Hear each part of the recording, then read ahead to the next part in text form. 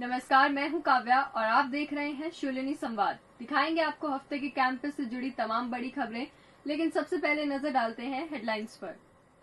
Shoolini university में Nobel पुरस्कार खोजों पर इंटरनेशनल सेमिनार का आयोजन। वैज्ञानिकों और रिसर्च ने हेल्थ और स्पेस साइंस में नई खोजों पर की चर्चा। कैंसर, टीबी और स्पेस रिसर्च में लेटेस्ट एडवांसमेंट पर हुए विचार।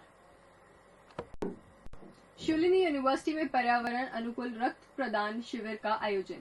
PGI-MER चंडीगढ़ में सहयोग से ब्लड डोनेशन कैंप में 101 रजिस्ट्रेशन। स्टूडेंट वॉलंटियर्स ने किया शिविर का सफल प्रबंध।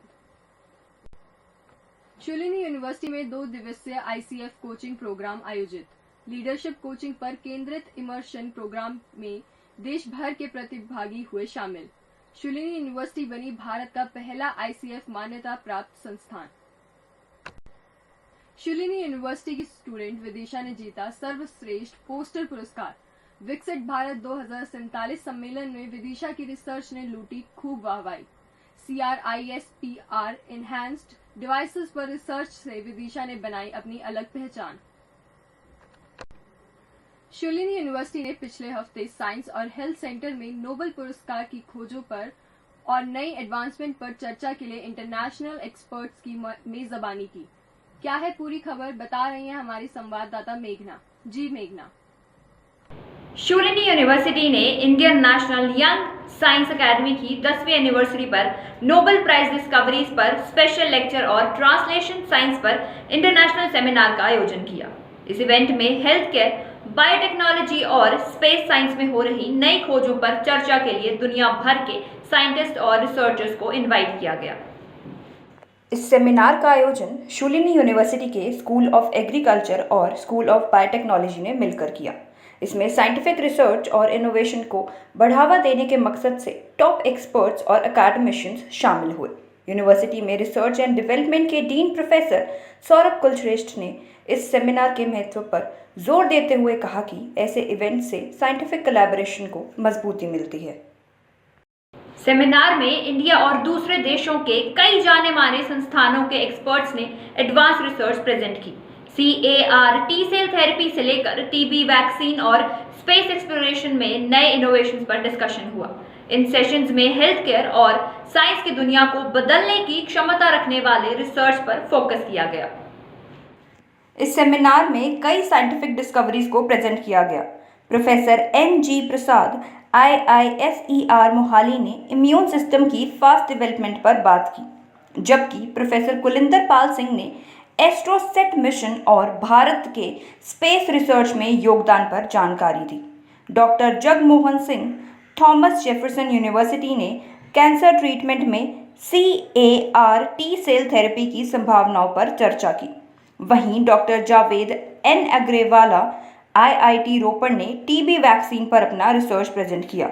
Doctor Masatoshi Watanabe Mie University Japan ने प्रोस्टेट कैंसर के ट्रीटमेंट में ज़ाइक्सिन की भूमिका पर बात की, जबकि professor Vikrant Rai Western University of Health Sciences USA ने डायबिटीज़ के कारण पैरों में होने वाले अल्सर और उसके ट्रीटमेंट पर अपनी नई थेरेपी डिस्कस की।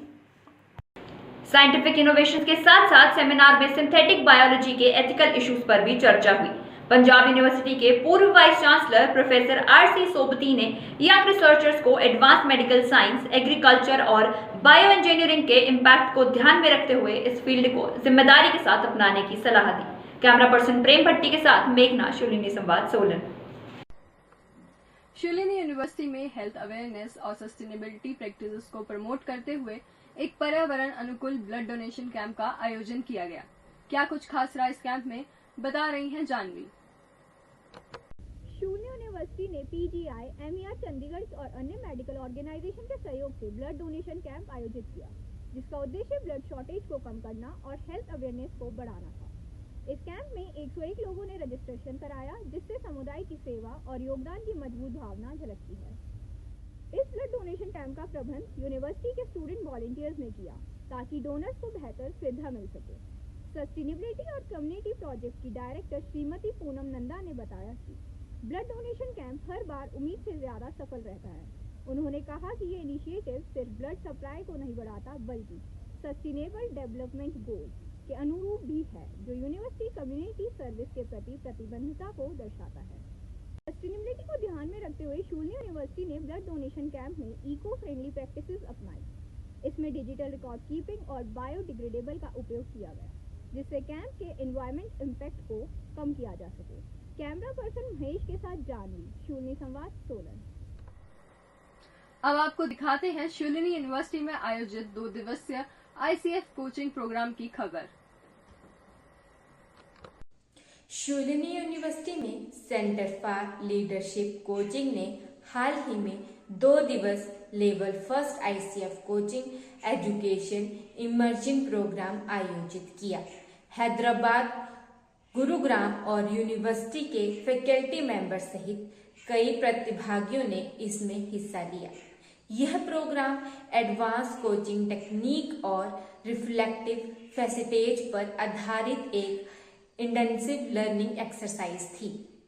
इस कार्यक्रम में coaching conversation, advance coaching techniques, metafield work, outdoor reflection session और डीप लर्निंग एक्सरसाइज शामिल थी। चीफ लर्निंग डॉक्टर आशु घोसला ने प्रतिभागियों को इस ट्रांसफॉर्मेटिव जर्नी को अपनाने के लिए प्रेरित किया। वहीं चांसलर प्रो PK घोसला ने लीडरशिप डेफिनेटिव के लिए यूनिवर्सिटी की प्रतिबद्धता को रेखांकित किया।